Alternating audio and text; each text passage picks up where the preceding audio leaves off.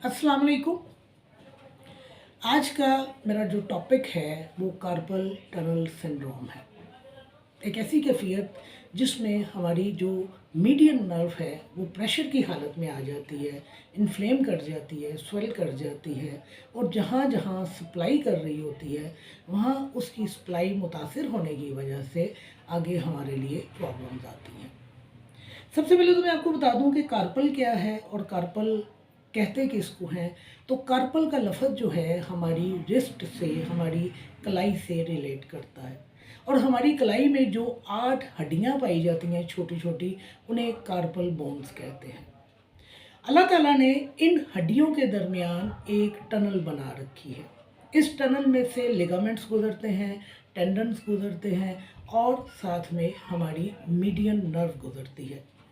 ये median nerve जो है हमारी इस छोटी उंगली के अलावा बाकी पूरे हाथ को और उंगलियों और अंगूठे को नर्व सप्लाई करती है। अगर किसी वजह से हमारे इस टनल में कोई डैमेज हो जाए, इरिटेशन हो जाए, कंप्रेशन हो जाए, तो नतीजे के तौर पर वो सारी की सारी सप्लाई जो है मुतासर होकर रह जाती है।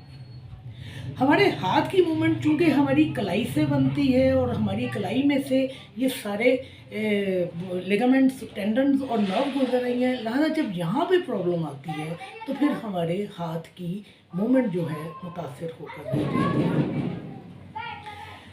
आप का हाथ जो है आपके रोज़मर्रा काम करने में आपको मदद देता है, लेकिन जब आप कार्पल टनल सिंड्रोम का शिकार होते हैं तो आपके हाथ की मूवमेंट जो है वो मादूम होकर रह जाती है। आप किसी चीज़ को ग्रिप नहीं कर सकते, आप बॉटल का ढक्कन नहीं खोल सकते, आप पेन नहीं पकड़ सकते, आप कमीज़ का बटन नहीं टांग सकते, आप हुक नहीं लगा सकते, आप इवन किसी ताले में चाबी नहीं लगा सकते। जब आप सो के उठते हैं तो आपका हाथ बुरी तरह अकड़ा हुआ होता है और आप अपनी उंगलियों को यूं बंद नहीं कर सकते। हम जब सुबह उठते हैं और उठकर वुज़ू करते हैं या हाथ मुंह धोते हैं तो आप अपने हाथ की ये बुक नहीं बना सकते और आप अपने मुंह तक पानी नहीं लेके जा सकते। आपका हाथ इस पोजीशन में रहेगा, लिहाजा वहाँ पे पानी नहीं ठहरेगा, आप कुल्ली नहीं कर सकते हैं। आपकी उंगलियों में शदीद दर्द होती है और स्टिफनेस होती है, अकड़न पाई जाती है। नतीजे के तौर पर आप अपने हाथ को यूं बंद नहीं कर सकते। देखिए, ये नॉर्मल पोजीशन है हाथ बंद करने की, लेकिन अगर आप कार्पल टनल सिंड्रोम का शिकार हैं तो आपका हाथ यूं बंद होगा, यूं। और जो उंगली ज़्यादा मुतासिर होगी वो ऊपर ही रहेगी, वो नीचे नहीं आएगी और जब आप अपने हाथ खोलेंगे तो वो उंगली यहीं की यहीं रह जाएगी और आपको अपने दूसरे हाथ की उंगली से इसको सीधा करना पड़ेगा। एक बड़ी ही तकलीफ़देह हालत है। ज़ाहिर है आपने हाथों से ही काम करना है और जब आपके हाथ अकड़ जाएंगे, उनमें टिंगलिंग पाई जाएगी, नमनेस पाई जाएगी, पेन पाई जाएगी, उनकी हरकत जो है वो मुतासिर होना शुरू हो जाएगी नर्व सप्लाई के पूरा ना होने की वजह से, तो आप एक तकलीफ़देह हालत में आ जाएंगे। और जैसे जैसे वक्त गुजरेगा और आप इसको ट्रीट नहीं करेंगे तो फिर इसकी कॉम्प्लिकेशन जो है बढ़ना शुरू हो जाएंगी और दर्द की शिद्दत में भी इजाफा होगा और आपके हाथ की स्टिफनेस में भी बहुत ज़्यादा इजाफा हो जाएगा। होम्योपैथी में इस मर्ज़ के लिए हमारे पास बेहतरीन अद्वियात मौजूद हैं। क्योंकि ये एक बहुत कॉमन मर्ज़ है, 1000 में से 3 लोग जो हैं इस मर्ज़ का शिकार होते हैं। इस मर्ज़ को डायग्नोज करना ही सबसे बड़ी बात है। इसको आमतौर पर आर्थराइटिस से जोड़ दिया जाता है या गाउट से जोड़ दिया जाता है। जब आपके हाथ मूव नहीं करेंगे तो सबसे पहले आपके दिल में ये बात आएगी कि मेरे ये जोड़ जो हैं ये स्टिफ हो गए हैं, हो सकता है मुझे गाउट ना हो गया हो, मेरा यूरिक एसिड ना बढ़ गया हो या मैं आर्थराइटिस का शिकार ना हो गया हूँ। लेकिन अगर आप समझते हैं, जानते हैं कि कार्पल टनल सिंड्रोम क्या है, तो फिर आप बहुत अच्छे तरीके से इस बात को डायग्नोज कर लेंगे और उसके मुताबिक अपनी मेडिसिन की सिलेक्शन कर लेंगे।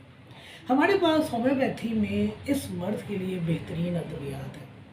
देखिए, इस मर्ज़ में जो चीज़ मुब्तला हो रही है वो नर्व मुब्तला हो रही है, टेंडन्स मुब्तला हो रहे हैं और लिगामेंट मुब्तला हो रहे हैं।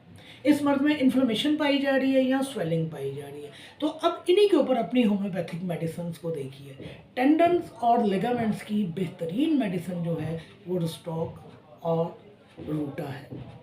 जिस्म के अंदर कहीं भी इन्फ्लेमेशन पाई जाती है तो आपकी टॉप ग्रेड मेडिसिन जो है वो बेलाडोना है। फिर चूँकि इस मर्ज़ में ख़ास तौर पर हमारी मीडियन नर्व मुतासिर होती है, तो नर्व की जो टॉप ग्रेड मेडिसिन है वो हाइपरिथमिया है। अगर आप बायोकेमिक सॉल्ट्स की तरफ आएँ तो फिर कलकेडिया फ्लोर और कलकेडिया फर्स्ट जो है वो टॉप की मेडिसिन है।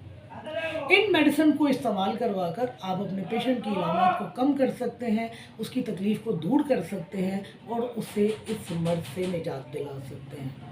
इसके अलावा कुछ एक्सरसाइजेज हैं जो मैं आपको बताती हूँ, वो कर आप अपनी तकलीफ़ से भी निजात हासिल कर सकते हैं और अपने आप को सुकून पहुँचा सकते हैं। क्योंकि इस मर्ज़ में हमारी कलाई इन्वॉल्व हो रही है, हमारी कलाई की हड्डियों के दरमियान जो टनल है वहाँ पर लिगामेंट्स और वो इन्वॉल्व हो रहे हैं, लिहाजा एक्सरसाइज रिलेटेड वो होंगी जो हमारी कलाई के साथ है। आपने सिंपली ये देखिए, ये आपने अपनी कलाई को पकड़ लिया और ये देखिए ये आपने मूवमेंट करना, ये क्लॉकवाइज एंटी क्लॉकवाइज जितनी दफ़ा आप कर सकते हैं आप इस मूवमेंट को कीजिए। और जब आप एक हाथ पे ये मूवमेंट कर रहे हैं तो लाजमी दूसरे हाथ पर भी मूवमेंट कीजिए।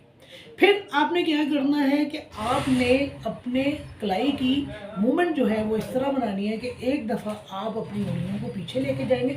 ये देखिए ये जो मूवमेंट आपने करनी है ना, हाथ खोल के करनी है। ये आपने हाथ खोल दिया, ये आपकी उंगलियां सामने आ गई, इस हाथ से ये अपनी उंगलियों को पीछे की जानिब लेके आए। जब आप पीछे की जानिब लेके आएंगे तो प्रेशर जो है आपके यहाँ पर पड़ेगा, आपके फोर आर्म के ऊपर पड़ेगा और उसके प्रेशर की वजह से आगे जो है आपका मसला जो है वो बेहतर होना शुरू हो जाएगा। बिल्कुल इसी तरह इस मूवमेंट को अब आपने पहले इस तरह किया था, अब अपने हाथ को नीचे की जानिब कर लीजिए, खोल लीजिए और ये ऊपर उंगलियां रखकर ये अपने हाथ को पीछे की जानिब लेके जाइए। आपकी प्रेशर जो है आपकी कलाई के ऊपर, आपकी उंगलियों के ऊपर, आपकी नर्व के ऊपर आएगा और नतीजे के तौर पर बेहतरी की सूरत हाल जो है हमारे सामने आना शुरू हो जाएगी। इसके अलावा आप अपने हाथ को यूं बंद कीजिए, ये अंगूठा बाहर की तरफ रखिए, ये अंगूठा आपका अलग होना चाहिए। यूं उंगलियां बंद कीजिए, इसे खोलिए, बंद कीजिए, इसे खोलिए। आपके लिए मूवमेंट करना मुश्किल होगा क्योंकि आपकी उंगलियां जब अकड़ी हुई हालत में होती हैं तो फिर आपकी उंगलियां जो हैं बंद नहीं करेंगी, लेकिन जैसे जैसे आप ये काम करेंगे आपकी उंगलियां जो है वो मूवमेंट में आना शुरू हो जाएगी। एक और एक्सरसाइज इसके लिए जो बेहतरीन है वो अपनी उंगलियों की स्ट्रेचिंग है। ये देखिए, आप उंगलियों की स्ट्रेचिंग अपने हाथ को नीचे की तरफ गिरा के भी कर सकते हैं, खोल के भी कर सकते हैं, लेकिन मैं आपको बैठी हुई हालत में बताने जा रही हूँ कि आपने करना क्या। बाजू को खोल लीजिए और ये आपने अपनी उंगलियों को पूरी तरह स्ट्रेच करना है। मेरे हाथ की उंगलियां इस वक्त मुकम्मल तौर पर स्ट्रेच हुई हुई हैं और प्रेशर जो है मेरी यहाँ से लेकर ये मेरी यहाँ कलाई तक आ रहा है, मेरे फोर आर्म तक आ रहा है। देखिए ये ढीला ढाला अंदाज है, ये अपने हाथ खोले, ये कोई एक्सरसाइज, ये अपने हाथों की उंगलियों को पूरी तरह स्ट्रेच कर लीजिए, इतना कि आपको अपने हाथ की उंगलियों के एक एक जोड़ के ऊपर जो है ये स्ट्रेच महसूस होना चाहिए।